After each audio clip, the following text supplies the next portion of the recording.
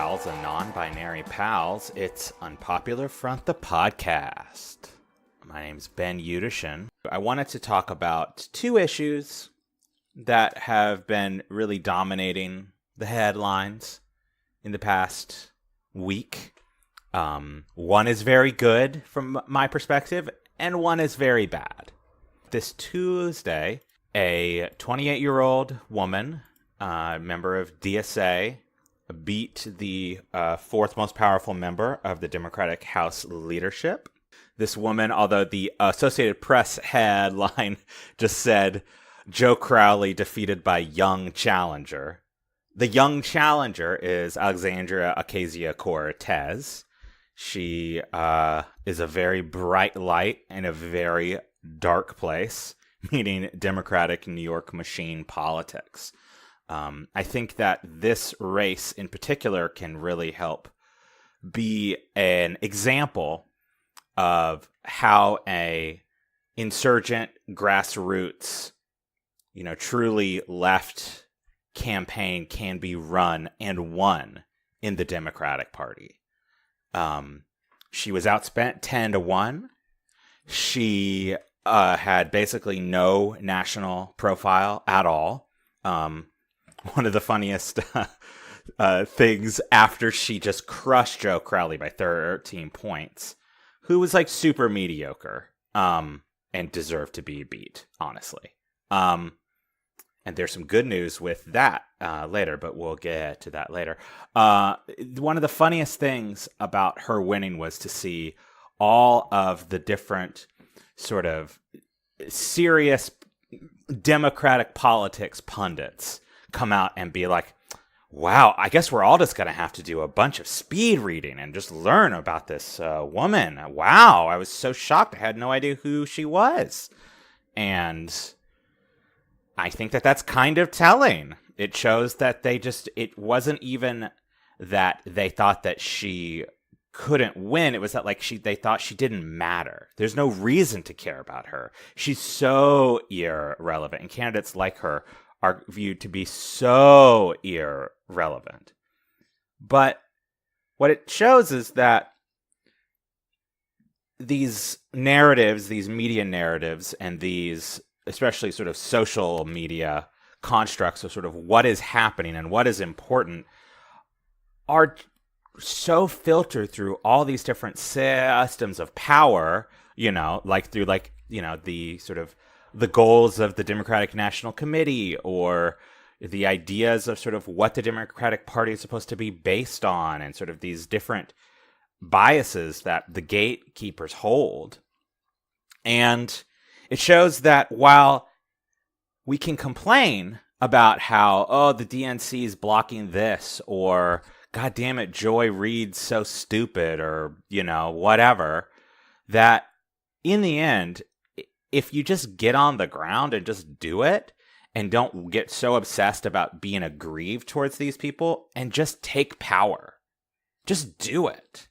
One of the coolest things that I heard about the AOC, as we call her, campaign was how people were able to just go and easily digest what the message and the goal of the campaign was, because it wasn't compromised by a certain funding mechanisms and a need to protect certain aspects of the Democratic Party that hold back an ability to reach maybe poorer folks and working class folks, and that if you can just have a campaign that's about living a dignified life and giving people the resources that they need, and how this is a way to take power back to your life and to your community, that's so much clearer than any Democratic message I've heard in my entire life, because it means something. It's not vague in the way that the Obama 2008 message was,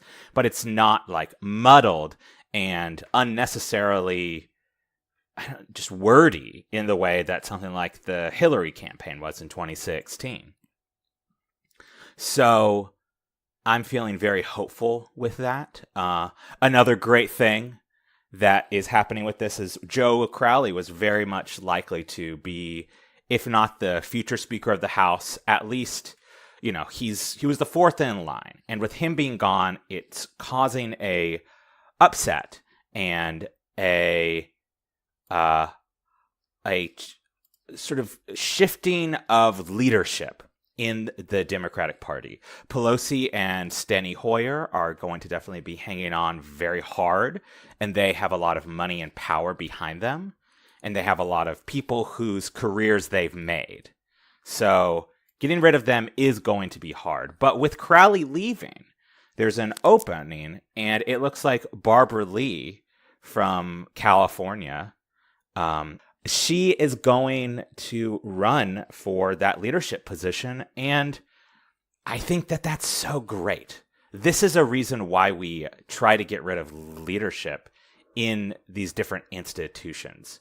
She was right on so many issues in the past, and with the new class of actual leftist, or at least very left-like progressive Democrats, who are not afraid to take populist stances around things like how much money they get from certain kinds of people, and focusing their campaigns in the communities to build power with the actual constituents, not the donor class. And if we have enough of that, we can put people like Barbara Lee in the speakership.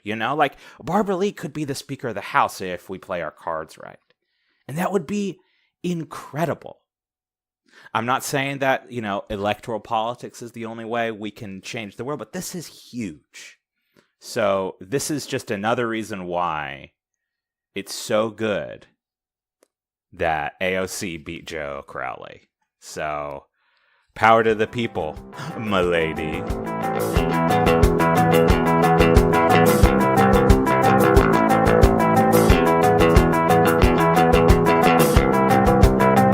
Bad news this week was the multiple Supreme Court rulings that we saw. We had the ruling on Janus, which basically said that a huge source of funding for large labor unions, especially state worker labor unions, has been essentially abolished. In the case of Janus, that was dealing with the issue of union agency fees, which are fees based off of a certain percentage of how much sort of should a worker who's maybe not a member of the union, who, because of their choice, chooses not to be a member of the union, they say, I don't want to give money to this union because they support Democrats. So the union agency fee was a compromise to say, here's the percentage of the money, if you were a member of the union, that would go towards things like collective bargaining, hiring reps, lawyers, all these different people who help make large labor unions work to guarantee better wages and better, work for people in that union, because you can't exactly collectively bargain for a whole department or whatever, and then only let the people who are in the union get the benefits. A, that's cruel, but also B, that doesn't really work. So the agency fee was a way of saying, hey, you pay, 50%, maybe it's a little more, of what the union fees are, so we can guarantee you better pay. And the Supreme Court said, no. Still compelling them too much.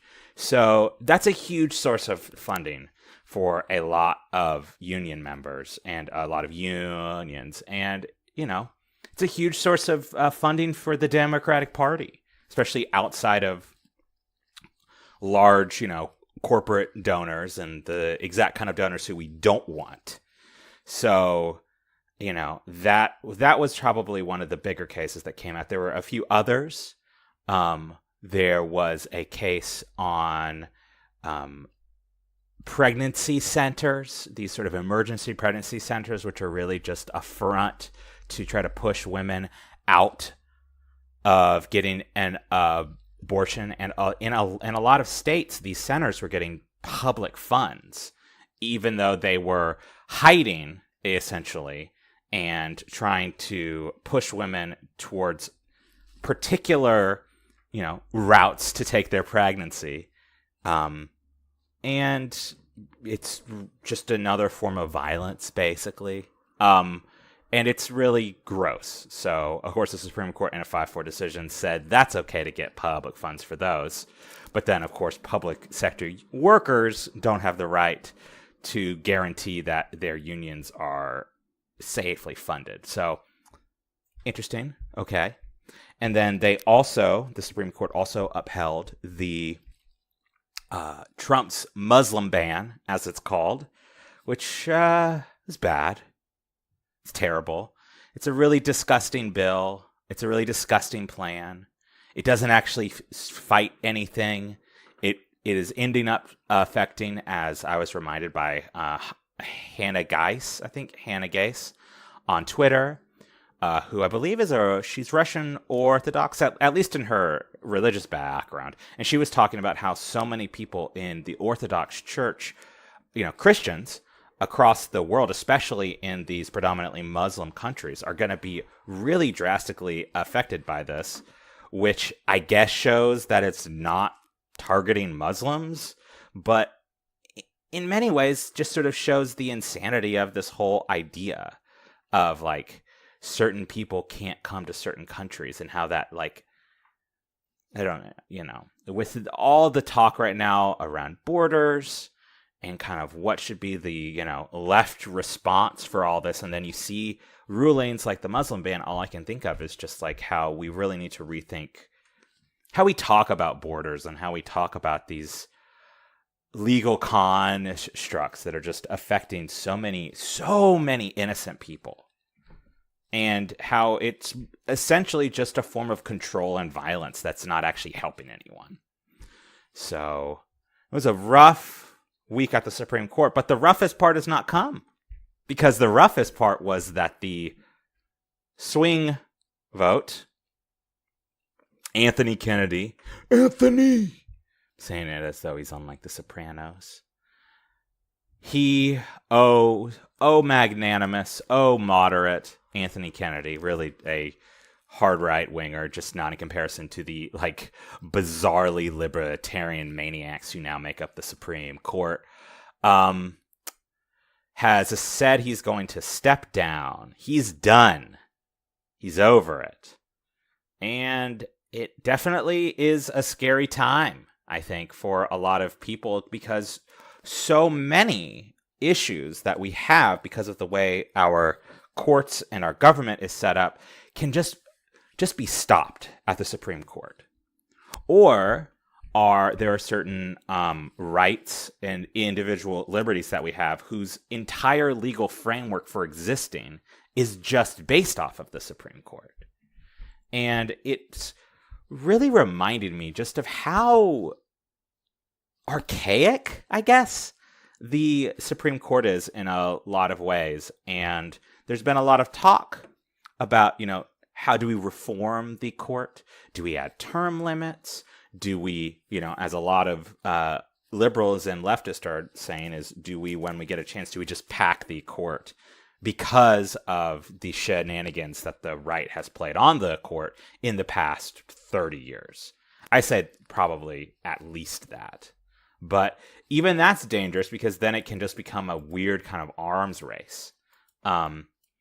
And I don't know what to do to fix the court. I'm going to, do a little bit of research. I don't know. I'm not a lawyer. Every time I try to talk about this with lawyers, they tell me that I'm wrong. So I'm going to talk to some lawyers. And Ari from Chip Guys is officially a lawyer now. So there you go. But what the issue of the courts, and especially there's the issue of, I think there's something we can learn from the Janus ruling dealing with labor unions and the abortion rights movement.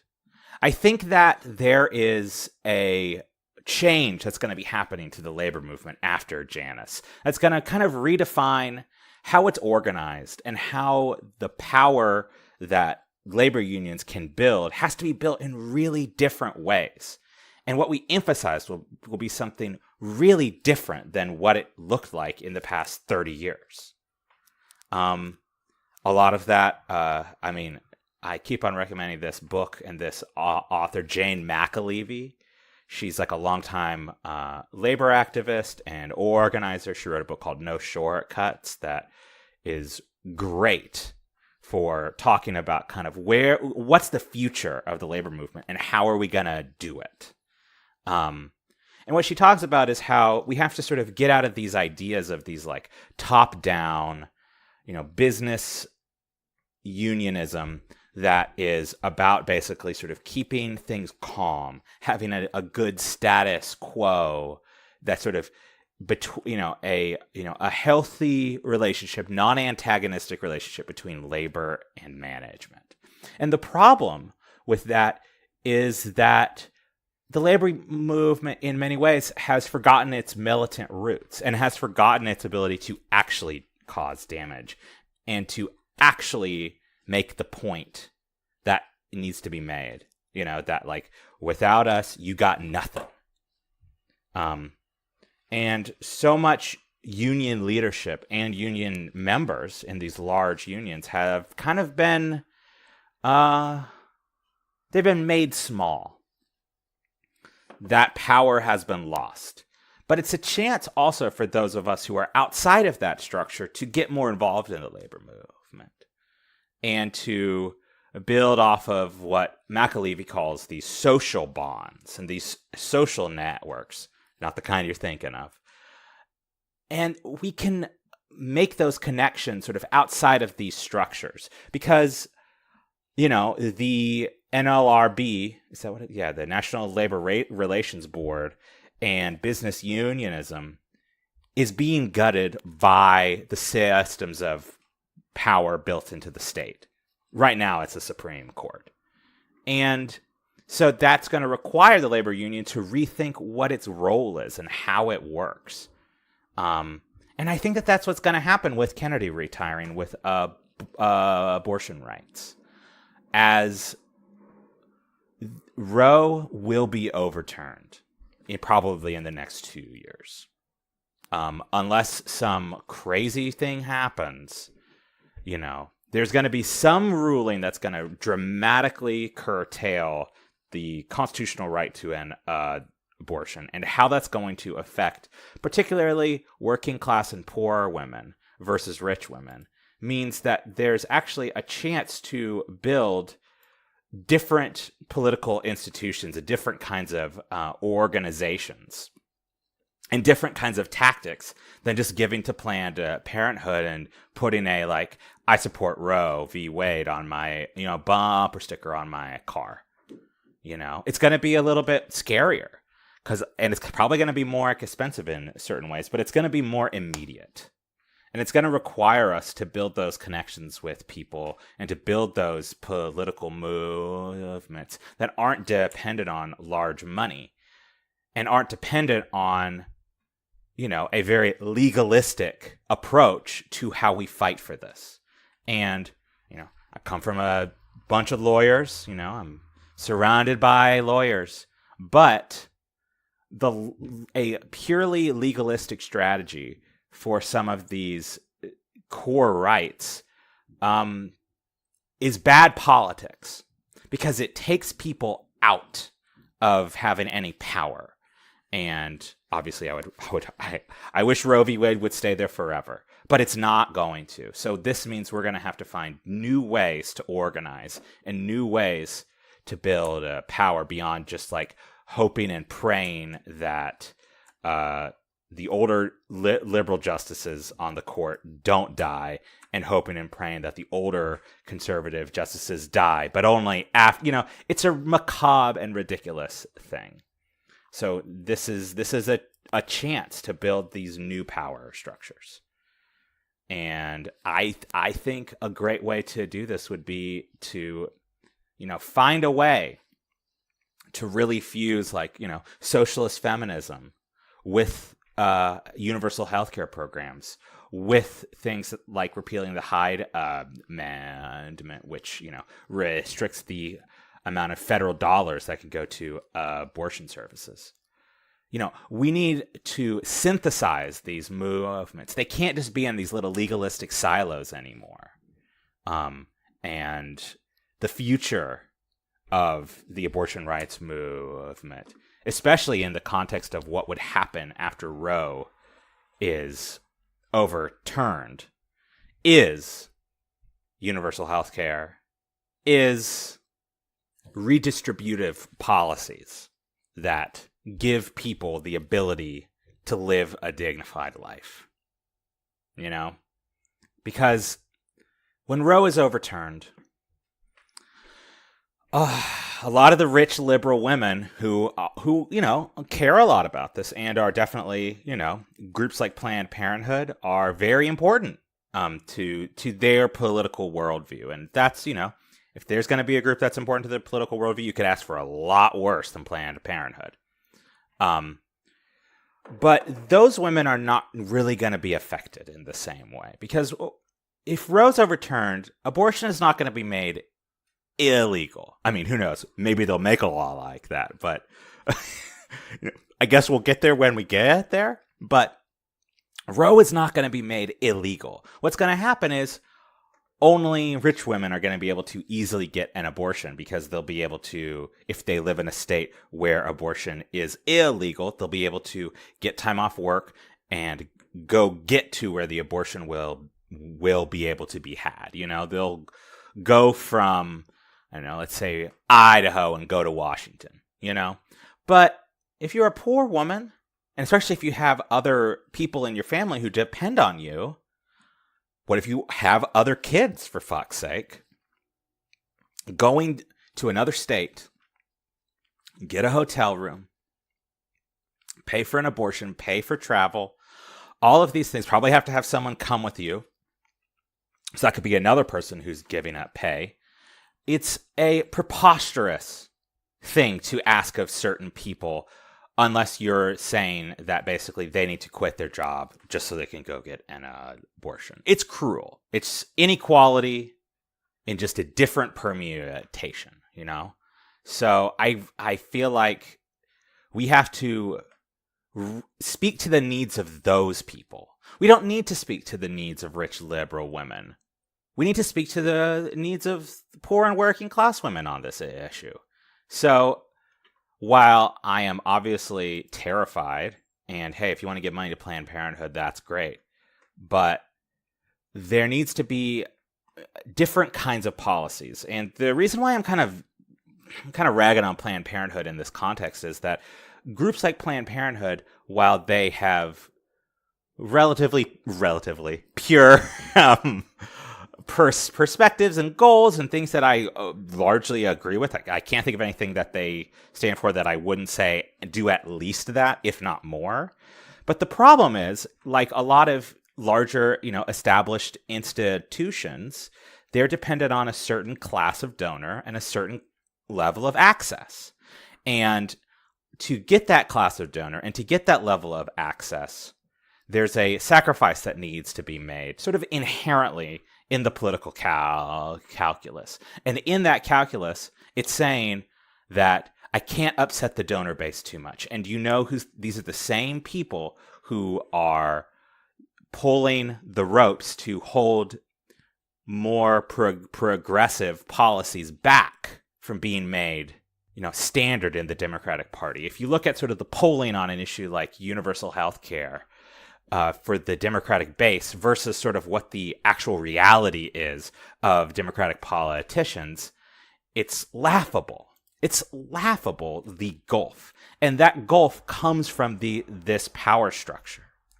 And it comes from these endowments. And it comes from people in the healthcare industry and other forms of monopolistic rantierism, basically saying, hold back, guys. We don't want that.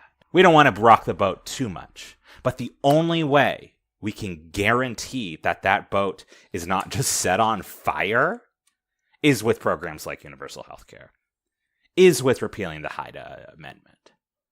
And it's with other redistributive policies that a lot of these people are very, very resistant to. And that's a problem.